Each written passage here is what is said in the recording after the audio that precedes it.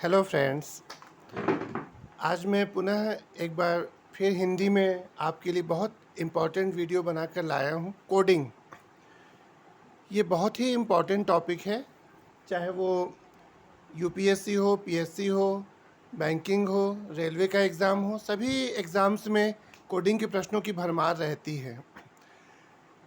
मैंने सभी प्रकार के कोडिंग के प्रश्नों को मिलाकर ये वीडियो बनाया है, जिससे कि आपको सारा कंसेप्ट क्लियर हो जाए और आप किसी भी प्रकार के कोडिंग के प्रश्न हल कर सकें। आपसे एक रिक्वेस्ट है कि मेरे चैनल को सब्सक्राइब कर लीजिए, लाइक बटन दबा दीजिए और शेयर कर दीजिए अपने ज़्यादा से ज़्यादा मित्रों को। तो चलें वीडियो शुरू करते हैं।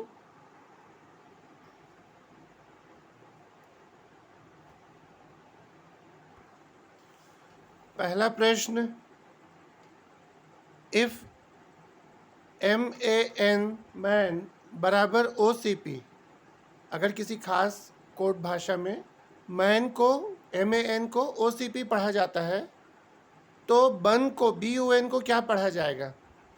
तो सभी प्रश्नों में लॉजिक यही रहता है कि हमको अल्फ़ाबेटिकली देखना पड़ता है कि कितने आगे का या कितने पीछे का करस्पॉन्डिंग जो अल्फ़ाबेट है वो है ना।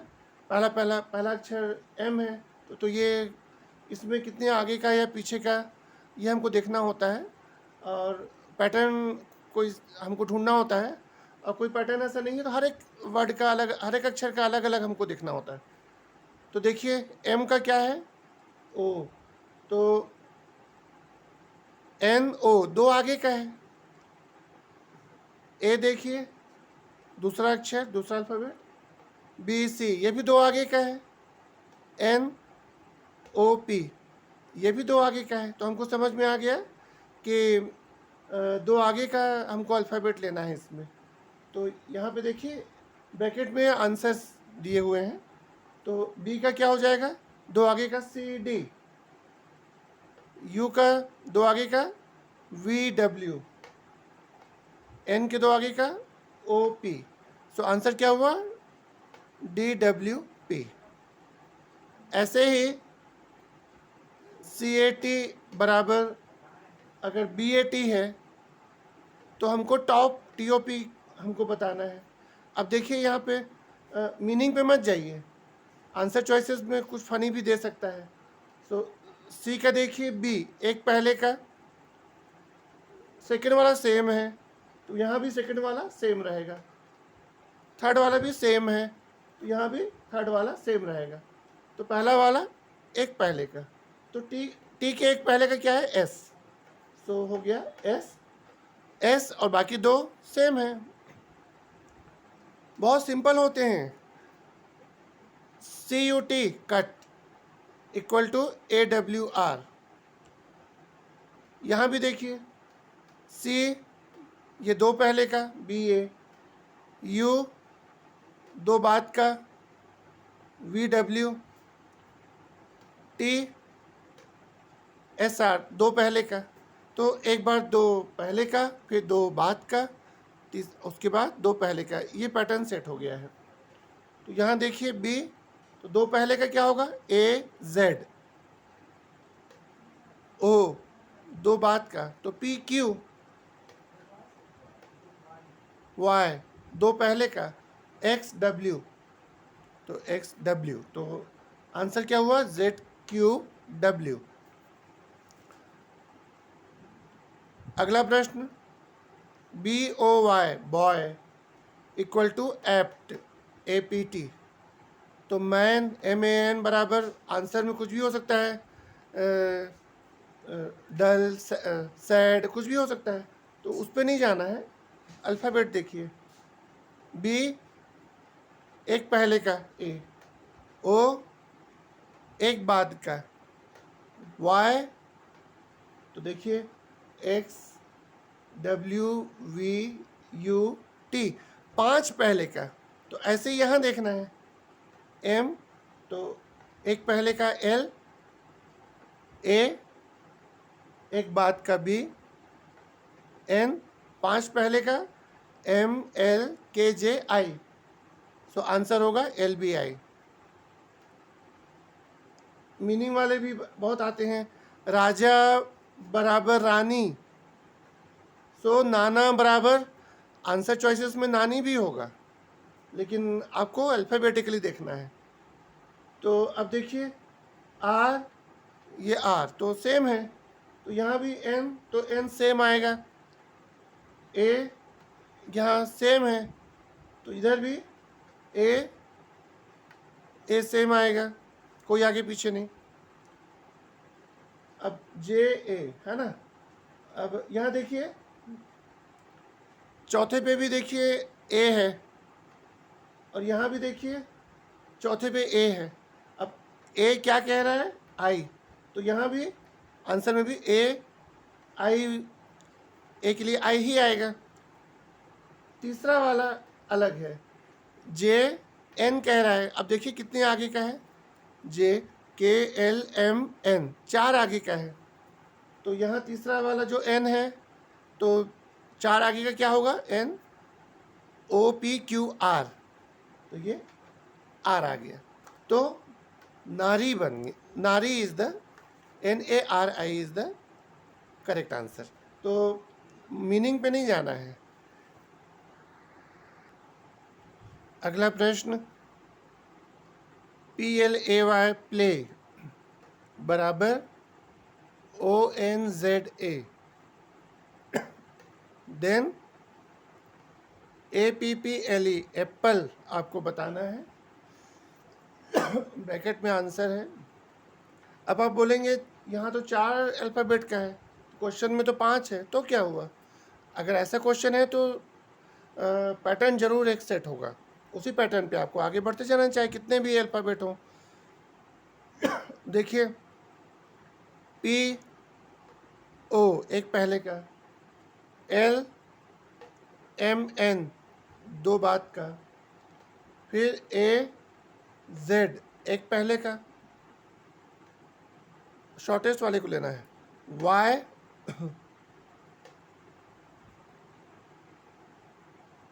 ZA 2 आगे का। तो यहाँ पे भी वैसे ही होगा, A एक पहले Z आएगा, P 2 आगे QR R आएगा, P एक पहले O, L M N 2 आगे, E एक पहले क्या आएगा? D। नेक्स्ट क्वेश्चन, RED बराबर C पढ़ा जा रहा है, SEA, फिर मीनिंग पे नहीं जाना है। तो वही हमको देखना है, RS एक आगे का है, E सेम है, D 3 पीछे का, CBA। वैसे यहाँ पे होगा S, तो एक आगे का क्या होगा? T, सेकेंड वाला सेम रहेगा, A है तो A, कोई और अल्फ़ाबेट होने से, C होने से C रहता है वहाँ भी। Y, अब 3 पहले का क्या होगा? X W V, तो TAV, ये आंसर हो गया। Next question, TABLE table, meaning पे नहीं जाना है। TABLE बराबर UCCNF, देन यहाँ बहुत बड़ा वर्ड दिया हुआ है, ऑपरेशन, फिर मीनिंग पे नहीं जाना है। तो देखते हैं पैटर्न। अब यहाँ पे अलग अल्फ़ाबेट है, यहाँ पे नंबर अल्फ़ाबेट का अलग है, बड़ा वर्ड दिया है, काफ़ी ज़्यादा अल्फ़ाबेट है, तो पैटर्न जरूर सेट होगा। TU एक आगे का, ABC 2 आगे का, BC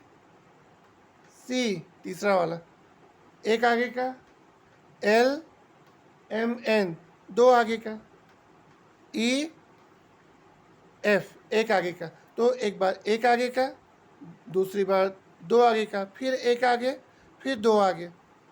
तो ये आंसर यहाँ पे लिखा हुआ है, देखिए O एक आगे P, P, दो आगे QR, E एक आगे F, R एक आगे, दो आगे ST, A एक आगे B, T दो आगे UV, V, I एक आगे J,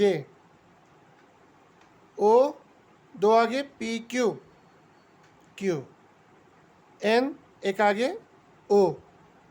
तो ये आपका आंसर होगा। अगला प्रश्न, ये सेंटेंस फॉर्मेशन वाला प्रश्न है, वाक्य बनाने का। ग्रास इज ग्रीन, इसको कोट से बताया गया है 1 2 3। ग्रीन इज गुड, इसका कोड है 413। इज दैट गुड, इसका कोड है 415। ये जो ब्रैकेट्स में जो है वो आंसर जो आए हैं वो हैं। तो अब आपको बताना है 5 3 2 1 4 इस कोड का क्या मतलब होगा। तो आंसर यहाँ पे दिया हुआ है, तो ये हम सॉल्व करेंगे।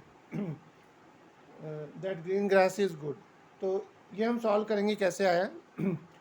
तो यहाँ देखिए क्या सीरियली क्या वहाँ से इक्वल है। ग्रास 1 है, इज 2 है, देखिए इज 2, यहाँ इज 1 है, नहीं ऐसा नहीं है। सो हमको मैथमेटिकली इसको सॉल्व करना पड़ेगा, जैसे कि एक्स वाई जेड निकालते हैं। सो देखिए किन दो वाक्यों में जैसे इस को देखिए, इस कौन से दो वाक्यों में है, और दो वाक्यों में रिपीट हो रहा है, और यहाँ नंबर कौन सा रिपीट हो रहा है। तो ऐसा देखिए, एक तो ये है और दूसरा ये वाला। सो केवल इज रिपीट हो रहा है। तो अब इन दोनों में देखिए 1 रिपीट हो रहा है, तो 1 जो है वो इज हो जाएगा, जो कि यहाँ ब्रैकेट में लिख दिया है इज बराबर 1। तो अब दूसरा देखिए, इस तो हो गया। अब ग्रीन देखते हैं, तो ग्रीन यहाँ भी आया है, इस भी है, तो इस तो 1 हो गया। तो और कौन सा वर्ड रिपीट हुआ है, ग्रीन रिपीट हुआ है, तो और कौन सा नंबर रिपीट हुआ है, तो 3 रिपीट हुआ है। तो ग्रीन बराबर क्या हो जाएगा, ग्रीन बराबर 3 हो जाएगा। तो इज 1 हो गया, ग्रीन 3 हो गया, तो 2 क्या हो जाएगा, ग्रास। तो ग्रास इक्वल टू 2। अब देखते हैं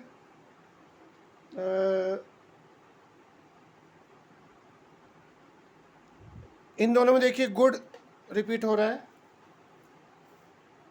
इज तो 1 है, ग्रीन 3 है, तो देखिए इन दोनों में गुड रिपीट हो रहा है, तो 4 रिपीट हो रहा है, और तो गुड हो जाएगा 4। तो गुड 4 हो गया। अब यहाँ देखिए इस तो 1 है, गुड 4 है, तो बच गया 5। सो दैट इज 5, दैट जो है वो दैट बराबर 5। तो सारे वर्ड्स का हमको मालूम चल गया। तो अब हम कर सकते हैं 5 3 2 1 4। तो 5 क्या है, दैट। 3 क्या है, ग्रीन। 2 क्या है, ग्रास। 1 क्या है, इज, और 4 क्या है, गुड। तो क्या बना, that green grass is good. ऐसे ही कोई भी मैसेज भेजा जा सकता है। अंतिम प्रश्न, last but not the least, ये भी सेंटेंस फॉर्मेशन वाला है, लेकिन यहाँ पे नंबर्स नहीं दिए हुए हैं, सेंटेंस का सेंटेंस में ही दिया हुआ है। तो देखते हैं, किल द रैट दिया हुआ है, मिल्क इज स्वीट। फिर वाटर वाज रनिंग बराबर किंग गॉट स्लेप्ट। अब देखिए कोई भी वर्ड रिपीट नहीं हो रहा है।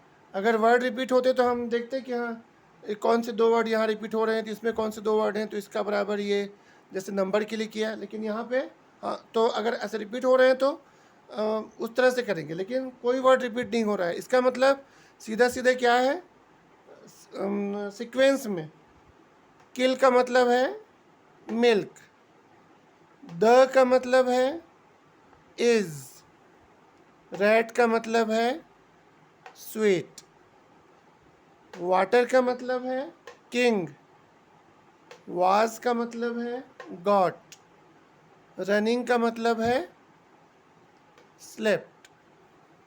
तो उसी सीक्वेंस में उनके मतलब आ जाएंगे। तो सारे शब्दों के मतलब हमको मालूम चल गए। अब मिल्क इज़ रनिंग वाटर, ये कोड वर्ड में गया है, कोड संदेश गया है, तो क्या मतलब हुआ, मिल्क का मतलब क्या है, किल, किल, इसका मतलब क्या है, द, रनिंग का क्या मतलब है, स्लेप्ट, किधर से भी देख सकते हैं। वाटर का क्या मतलब है,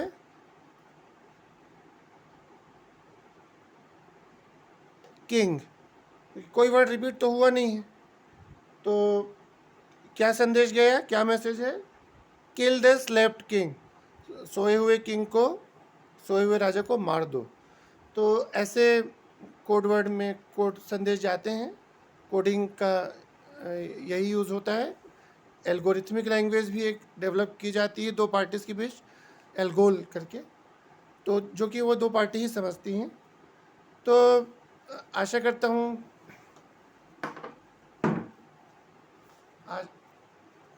आशा करता हूँ कि अब आपको सारे कोडिंग के प्रश्न समझ आ जाएंगे और आप जो है किसी भी कोडिंग के प्रश्न को कर पाएंगे। Thank you.